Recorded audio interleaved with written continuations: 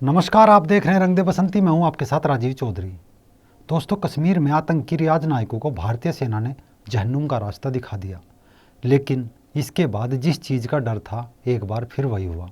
अब नायकों को भी हीरो बनाने का काम चल पड़ा, यानी भारत में आतंकवादियों का महिमा मंडन जिस तरह होता रहा है उसी तरह नायकों को भी महिमा मंडित करके मीडिया अपनी अंतिम विदाई दे रही है। लिखा जा रहा है कि 35 साल का रियाज नायकू गणित का टीचर रह चुका है। हिजबुल मुजाहिद्दीन के पोस्टर बॉय बुरहान वानी के मारे जाने के बाद नायकू तेजी से उभरा। इसके बाद एक और आतंकी सद्दाम पोद्दार के मारे जाने के बाद उसे संगठन का कमांडर बनाया गया था। यानी इस एक हेडलाइन की रियाज नायकू गणित का अध्यापक रह चुका है। आतंक से सारा ध्यान हटाने का काम शुरू हो गया है। ऐसा इसलिए ताकि उसके प्रति लोगों की संवेदना उत्पन्न हो, ऐसा महसूस हो कि वो मजबूरी में आतंकी बना था और लोगों का ध्यान उसके फैलाए आतंक से हटकर उसके स्कूल में चला जाए, जहां वो बच्चों को 2 दूनी 4, 2 तिया 6, 2 चौके 8 पढ़ा रहा हो। यानी इधर मीडिया का विलाप तो उधर पत्थरबाजों का विलाप शुरू हो गया। हैरानी की बात यह है कि वे ही पत्थरबाज है जिन्हें सुरक्षा बलों ने एनकाउंटर शुरू होने से पहले घरों से सुरक्षित बाहर निकाला था, ताकि इन लोगों पर कोई खतरा ना आए। लेकिन जैसे ही रियाज नायकू के आतंक के गणित का सवाल भारतीय सेना ने हल किया, दूसरी ओर पत्थरबाजों ने सेना के वाहनों पर हमला बोल दिया। पत्थरबाजों से तो सेना निपट लेगी, लेकिन वर्तमान में बहुत से ऐसे लोग हैं जो अपने बयानों और विचारधाराओं से आतंक को मजबूत कर रहे हैं। इनसे कैसे निपटे?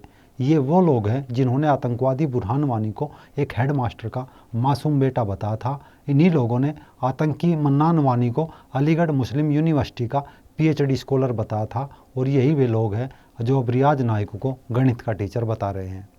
आपने नोट किया होगा कि कश्मीर में हमारे सैनिक जब किसी भी आतंकवादी का एनकाउंटर करते हैं तो वहाँ के नेता और दिल्ली में बैठे बुद्धिजीवी आतंकवादियों के लिए आदर सूचक शब्दों का इस्तेमाल करने लगते हैं। ये कोई नहीं कहता कि आतंकवादी मारा गया, सब ये कहते हैं कि एक स्कूल हेडमास्टर का मासूम बेटा मारा गया, एक निहत्थे युवा की हत्या कर दी गई।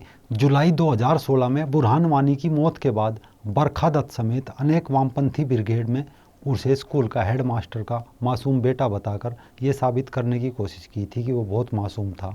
उसे किसी हीरो की तरह प्रोजेक्ट किया गया, जिसका नतीजा ये हुआ कि घाटी में उसके फॉलोअर्स की संख्या बढ़ती चली गई। यहाँ तक कि पाकिस्तान ने भी उसके नाम पर डाक टिकट जारी कर दिए थे। इसके बाद आतंकवादी मन्नान वानी का नंबर आया तो जम्मू कश्मीर की पूर्व मुख्यमंत्री महबूबा मुफ्ती ने एक आतंकवादी की मौत के बाद उसे इंसानियत का दुश्मन नहीं बल्कि पीएचडी स्कॉलर कहकर संबोधित किया था। न्यूज़ रूम और अखबारों की हेडलाइन बनी, हिजबुल का एक रिसर्च स्कॉलर कश्मीर में एनकाउंटर में मारा गया, और ट्विटर टाइमलाइन की हेडलाइन बनी कि आज एक पीएचडी स्कॉलर ने जीवन से मौत का रास्ता चुना।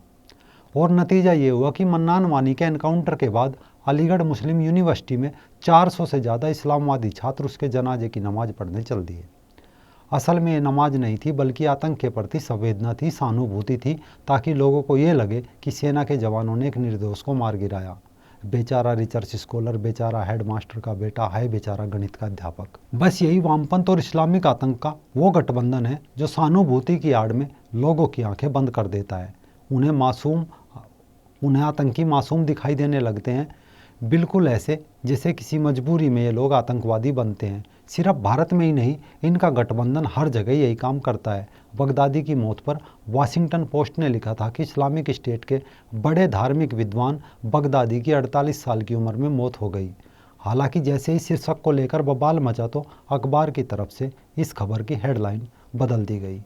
ये वही वाशिंगटन पोस्ट है जो कहता है कि आतंक का कोई धर्म नहीं होता, लेकिन जब उत्तर प्रदेश में योगी आदित्यनाथ मुख्यमंत्री पद की शपथ लेते हैं तो ये फटाफट हेडलाइन बना डालता है कि एक हिंदू कट्टरपंथी ने उत्तर प्रदेश की गद्दी संभाली।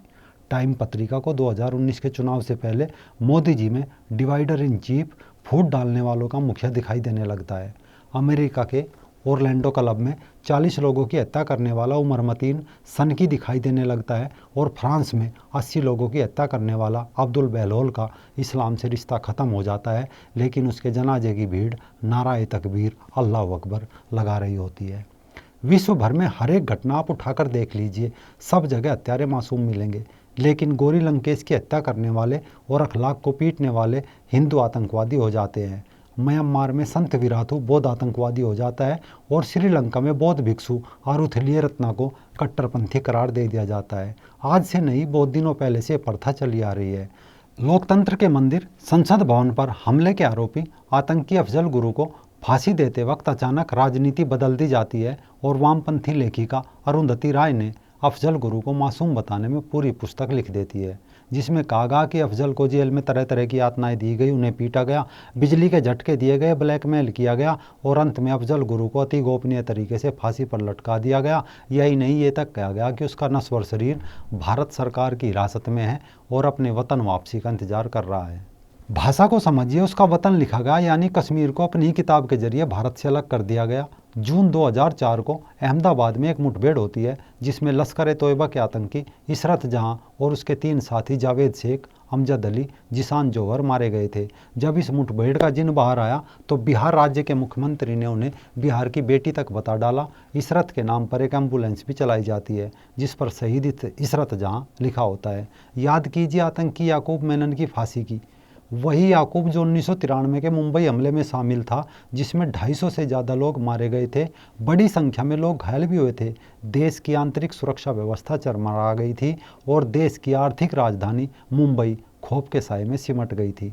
किंतु जब इस हत्यारे की फांसी की बात आई तो आतंक के मजहब से अनजान नेता, अभिनेता, कथित सामाजिक कार्यकर्ता सामने आकर रोने लगते हैं। यहाँ तक कि 40 लोगों द्वारा राष्ट्रपति को चिट्ठी लिखकर याकूब की फांसी रोकने की अपील तक की गई।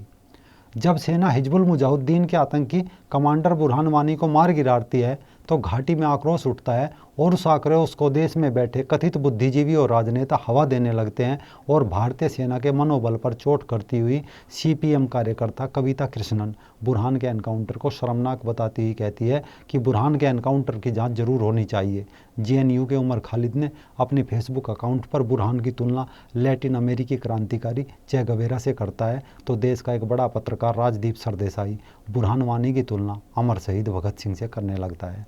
इसके बाद 2010 सिविल सेवा परीक्षा में देश भर में अव्वल रहने वाले पहले कश्मीरी आईएएस अधिकारी शाह फैसल मुसलमानों के हाशिए पर होने का आरोप लगाते हुए इस्तीफा दे देता है और जम्मू कश्मीर की पूर्व मुख्यमंत्री महबूबा ने बयान देते हुए कहती है कि आतंकवादी धरती के बेटे हैं, इन्हें बचाने की कोशिश करनी चाहिए, ये हमारी धरोहर है, जैसे आतंकवाद बहुत दुर्लभ चीज़ हो।